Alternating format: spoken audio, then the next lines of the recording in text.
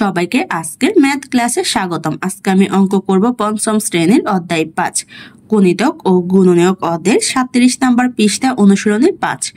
দুই বলা হয়েছে গসাগু নির্ণয় করো।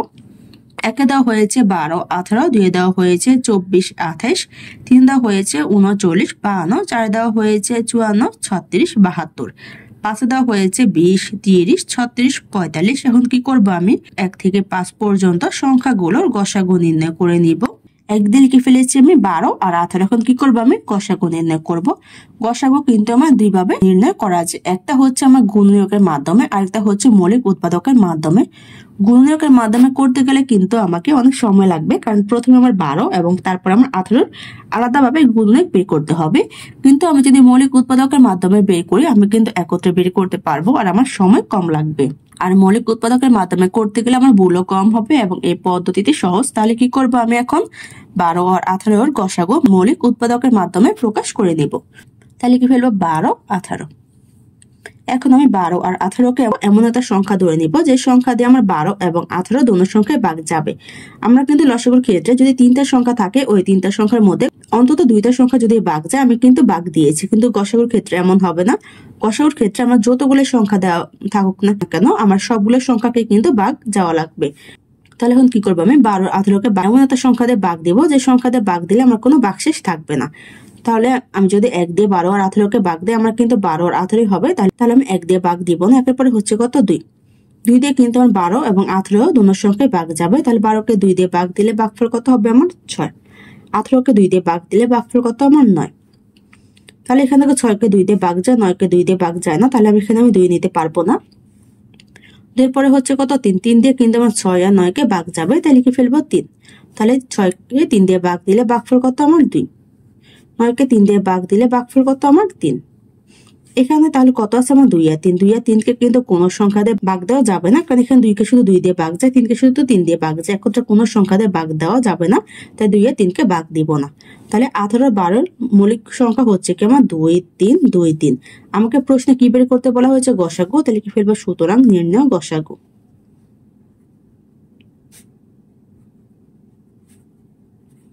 তাহলে এখানে আমি যে সংখ্যাগুলো ভাগ করেছি, আমি সংখ্যাগুলো হচ্ছে কি আমার সাধারণ মৌলিক উৎপাদক, আর এখানে যে আমি মান পেয়েছি এগুলো হচ্ছে আমার ভাগফল। আমি কিন্তু লসাগুর ক্ষেত্রে সাধারণ মৌলিক উৎপাদক আর ভাগফল কিন্তু গুণ দিয়ে কিন্তু লসাগু বের করেছিলাম। কিন্তু গসাগুর ক্ষেত্রে আমার এমন হবে না। গসাগুর ক্ষেত্রে আমি যে সংখ্যাগুলো ভাগ দিয়েছি, মানে আমার যে সংখ্যাগুলো সাধারণ মৌলিক উৎপাদক, ওই সংখ্যাগুলো পরস্পরের সাথে গুণ দিয়ে আমি যে গুণফল বের করব, ওই গুণফলে হবে কি আমার গসাগু। তাহলে এখানে সাধারণ মৌলিক উৎপাদক হচ্ছে আমার 2 আর 3। তাই এই সংখ্যাগুলো গুণ আকারে লিখে ফেলবো, 2 আর 3।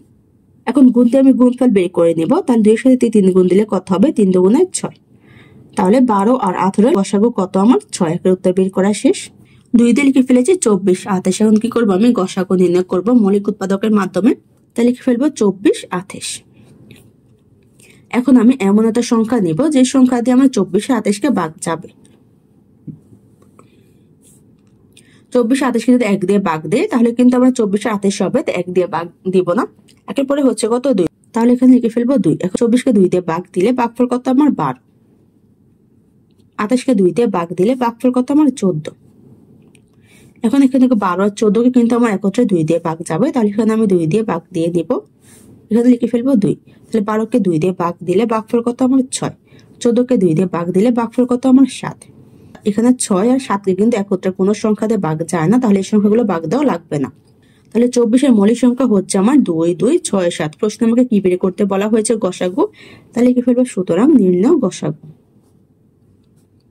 যদি আমার ক্লাসটা তোমাদের কাছে ভালো লেগে থাকে, তা সাবস্ক্রাইব করে দিও। ধন্যবাদ।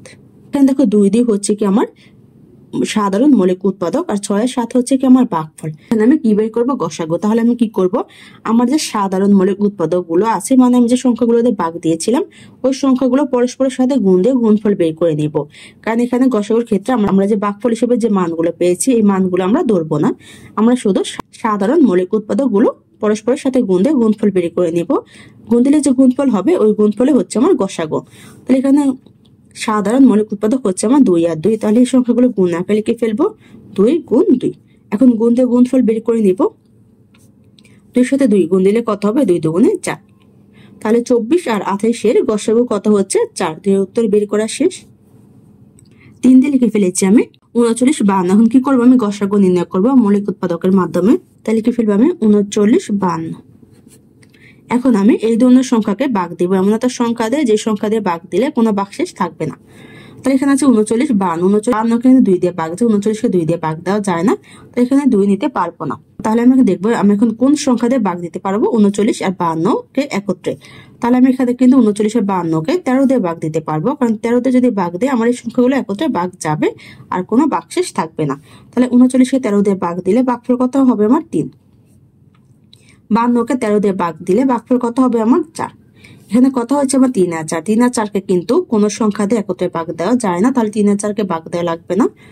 তাহলে 39 আর 52 মৌলিক সংখ্যা হচ্ছে আমার 13 3 4। আমাকে প্রশ্নে গসাগু বের করতে বলা হয়েছে, তাহলে লিখে ফেলবো সুতরাং নির্ণয় গসাগু।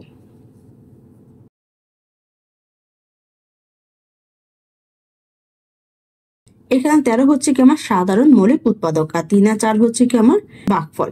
আমি গসাগুর ক্ষেত্রে কিন্তু শুধু সাধারণ মৌলিক উৎপাদক গুলো নিব। তাহলে এখানে যেহেতু 13 আমার একটাই সাধারণ মৌলিক উৎপাদক আছে, তাহলে এখানে আমি কি করব 13 লিখে দিব। 13 সাথে যেহেতু আর কোনো সংখ্যা নেই, তাহলে 13 হচ্ছে কি আমার গসাগু। তাহলে 13 হচ্ছে আমার 39 আর 52 গসাগু। 3-এর উত্তর বের করা শেষ।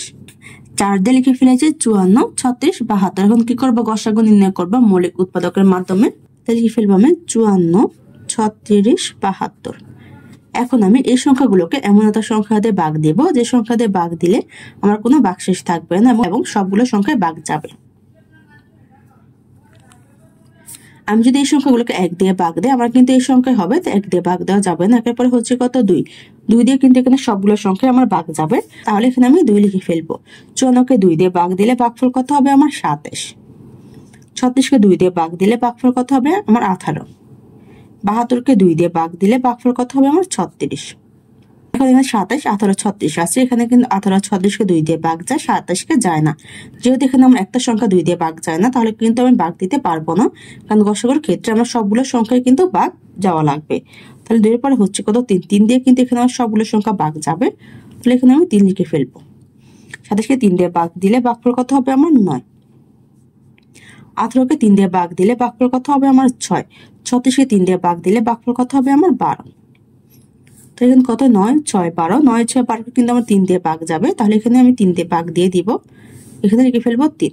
9-কে 3 দিয়ে ভাগ দিলে ভাগফল কত আমার 3। 6-কে 3 দিয়ে ভাগ দিলে ভাগফল কত আমার 2। 12-কে 3 দিয়ে ভাগ দিলে ভাগফল কত আমার 4। তাহলে এখানে কত হয় আমার 3 2 4। এখানে কিন্তু কোনো সংখ্যা দিয়ে এই সবগুলো সংখ্যাকে একত্রে ভাগ দেওয়া যাবে না, তাহলে এই সংখ্যাগুলো ভাগ দেওয়া লাগবে না। তাহলে 54 36 72-এর মৌলিক সংখ্যা হচ্ছে আমার 2 3 3 3 2 4। আমাকে প্রশ্নে গসাগু বের করতে বলা হয়েছে, তাই লিখে ফেলবো সুতরাং নির্ণয় গসাগু।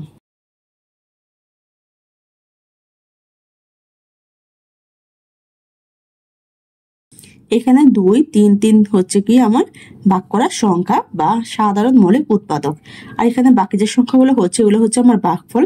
গসাগুর ক্ষেত্রে আমি শুধু সাধারণ মৌলিক উৎপাদক গুলো পরস্পরের সাথে গুণ দিয়ে গুণফল বের করে নিব, আর যে গুণফল হচ্ছে সেই গুণফলে হচ্ছে কি আমার গসাগু। তাহলে এখানে সাধারণ মৌলিক উৎপাদক গুণফল আকারে লিখে ফেলবো, তাহলে হবে 2 গুণ 3 গুণ 3। এখন আমি গুণ দিয়ে গুণফল বের করে নিব। 2-কে 3 দিয়ে গুণ দিব, তাহলে কত হবে 3 2 6 6-কে আমি 3 দিয়ে গুণ দিব, 3 6 কত 18। তাহলে 54 36 72 এর গসাগু কত 18। 4-এর উত্তর বের করা শেষ। 5 দিয়ে লিখে ফেলেছি 20 30 36 45। এখন কি করবো, আমি গসাগু বের করব মৌলিক উৎপাদকের মাধ্যমে। তাহলে লিখে ফেলবো আমি 20 30 36 45। এখন আমি কি করব, এই সংখ্যাগুলোকে এমন একটা সংখ্যা দিয়ে ভাগ দিব যে সংখ্যা দিয়ে ভাগ দিলে আমার কোনো ভাগশেষ থাকবে না এবং সবগুলো সংখ্যায় ভাগ যাবে। তাহলে 1 দিয়ে ভাগ দিব না। এরপর হচ্ছে কত 2 2 দিয়ে কিন্তু 20-কে যাবে, 30-কে যাবে, 36-কে যাবে, 45-কে যাবে না। যেহেতু এখানে আমার একটা সংখ্যা হবে না, তাই কি করবো আমি 2 দিয়ে ভাগ দিতে পারবো না। তাহলে এখন আমি দেখবো কোন সংখ্যা দিয়ে ভাগ দিলে আমার সবগুলো সংখ্যা একত্রে ভাগ যাবে। এখানে কিন্তু কোন সংখ্যা দিয়ে আমি এই সবগুলো সংখ্যাকে একত্রে ভাগ দিতে পারবো না, শুধু 1 ছাড়া। তাহলে এখানে আমি 1 লিখে ফেলবো, আর নিচে হবে কত আমার 20। কারণ 20-কে 1 দিয়ে ভাগ দিলে 20-এর 20, 30-কে 1 দিয়ে ভাগ দিলে 30-এর 30, 36-কে 1 দিয়ে ভাগ দিলে 36-এর 36, 45-কে 1 দিয়ে ভাগ দিলে 45-এর 45। 20 30 36 45-এর মৌলিক সংখ্যা নির্ণয় করা শেষ। আমাকে প্রশ্নে কি বের করতে বলা হয়েছে গসাগু, তাই লিখে ফেলবো নির্ণয় গসাগু।